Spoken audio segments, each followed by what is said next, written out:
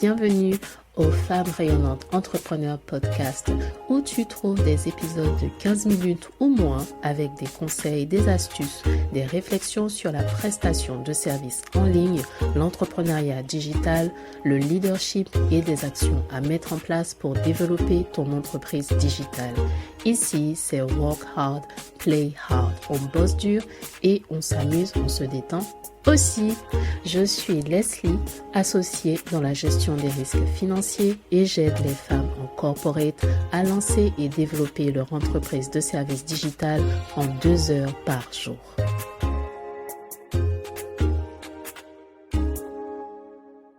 Hello rayonnante, bienvenue pour cet épisode aujourd'hui où j'ai envie de te partager une petite nuance simple et pourtant très importante à garder en tête si tu veux avancer sur ton side business beaucoup plus vite. C'est la différence entre bosser dans ton business et bosser sur ton business. On va voir ensemble ce que j'entends par là. Déjà, quand tu bosses dans ton business, tu avances, tu mets en place les choses, tu consacres du temps pour pouvoir réaliser des actions. Là, on parle vraiment d'actions à mettre en place, de tâches que tu réalises, du fait que tu sois dans l'exécution à ce moment-là. Et c'est normal dans ton side business que tu y mettes tout le temps que tu as à disposition, dès que possible, dès que tu as un moment, tu veux pouvoir avancer et réaliser des tâches, réaliser des choses, être en mode exécution. Tu veux faire des ventes, poster sur les réseaux, créer, lancer ta prochaine idée. Tu veux que ça avance, que ça se voit, que ça marche vite. C'est légitime puisque tu mets ton temps, ton énergie, ton argent. Alors bien sûr, tu veux des résultats visibles, des choses concrètes. Mais voilà le piège. Quand on ne pense qu'à l'action immédiate, lorsque l'on est tout le temps en mode exécution, on finit par tourner en rond. Tu publies, tu cherches les ventes, tu envoies et réponds aux messages, tu fais des stories, etc. Mais tu es toujours dans les actions immédiates. Le résultat rapide que tu peux avoir, les choses qui peuvent être faites maintenant, qui ont une conséquence, un résultat maintenant. Mais tu ne prends pas assez de temps pour bosser sur ton business, pour structurer, pour préparer la prochaine étape, pour t'assurer que ce que tu as en place et que ce que tu es en train de réaliser correspond à ta vision future, à réajuster justement ta vision future et les étapes que tu souhaites suivre, que tu souhaites mettre en place pour pouvoir aller dans cette direction plutôt qu'une autre. Ou peut-être changer de direction puisque tu prends le temps de regarder ce que tu as fait jusque-là et voir ce que tu veux changer. C'est faire de la place pour l'amélioration continue. Ces choses qui te rapprochent de la vision que tu as future pour ton business, qui te rapportent pas forcément tout de suite, mais qui font une différence sur le long terme. Structurer, mettre en place des systèmes, mettre en place des équipes ou des personnes, des freelances qui vont t'aider sur certains points. Et donc, ça nécessite quand même de ralentir puisqu'il faut expliquer, prendre le temps de former, de montrer.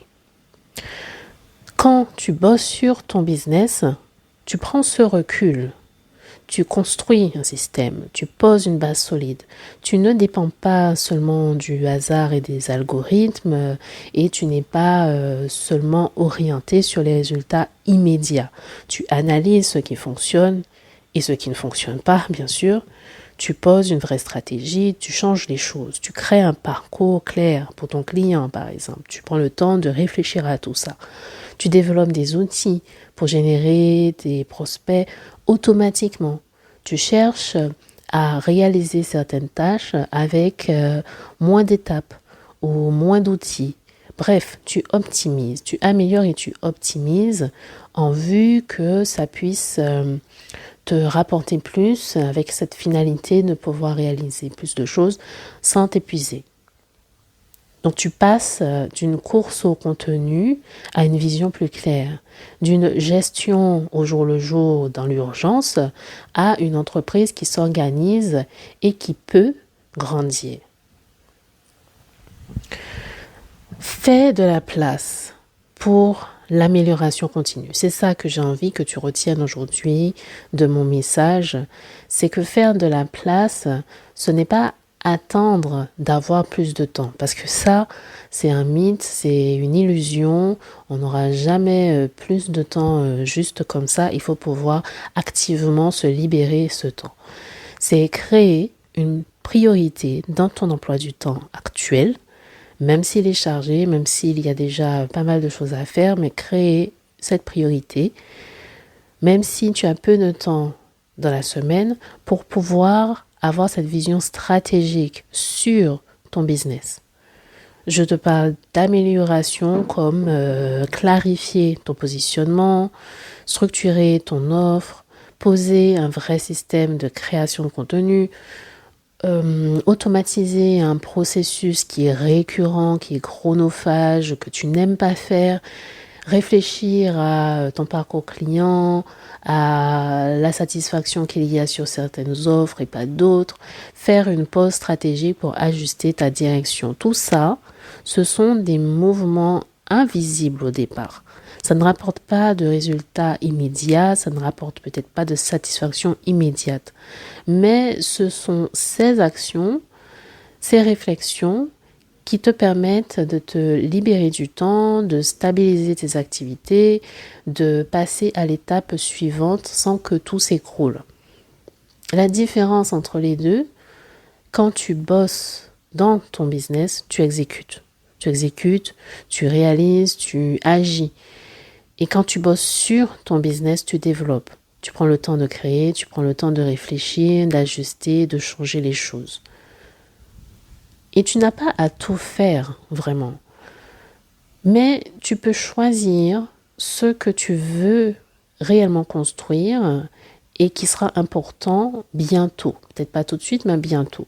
Si tu veux un business qui puisse continuer à grandir, qui puisse continuer à avancer sur le long terme, bien sûr. Alors, dans ce cas, tu dois agir comme une entrepreneur visionnaire dès le départ. Ce qui t'évitera mille et une péripéties telles que celles que j'ai vécues. Et ça veut dire accepter de ralentir parfois pour aller plus loin. Accepter de ne pas tout faire, tout publier, tout créer, tout lancer toi-même. Mais pouvoir t'entourer pour que tu puisses libérer de l'espace et te concentrer sur les fondations, les choses que personne d'autre ne peut réaliser ou mettre en place pour toi au départ. Et ça ne demande pas énormément de temps. Si tu as juste 1 heure dans ton agenda par semaine, c'est déjà intéressant d'avoir ne serait-ce qu'1 heure ou 2 dans la semaine pour travailler sur ton business. Parce que continuer à avancer sans jamais optimiser, sans jamais réorganiser, sans jamais poser des bases, c'est prendre et sans jamais prendre du recul, eh bien tu risques de t'épuiser dans une structure un peu bancale où tu travailles selon ce qui est toujours plus urgent, sans vraiment prendre le temps d'améliorer les choses. Et ça n'aide pas à mettre en place une structure qui va être capable d'aider ton entreprise à se développer et à scaler. Au contraire, ça risque de bloquer la progression de ton entreprise. Donc aujourd'hui, mon message, c'est celui-là. Fais de la place pour les améliorations importantes. Ce n'est pas un luxe, c'est un choix stratégique.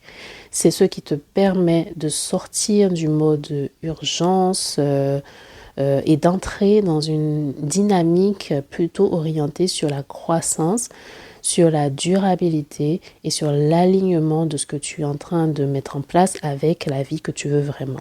Alors, je te pose une question simple pour terminer. Quelle amélioration importante vas-tu prioriser cette semaine? Pas pour tout changer tout de suite, pas pour tout bousculer maintenant, mais juste pour avancer avec plus d'intention.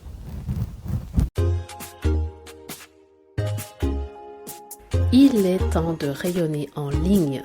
Merci d'être passé, d'avoir écouté et si tu souhaites aller plus loin, tu peux visiter le site internet www.femmerayonnantes.fr.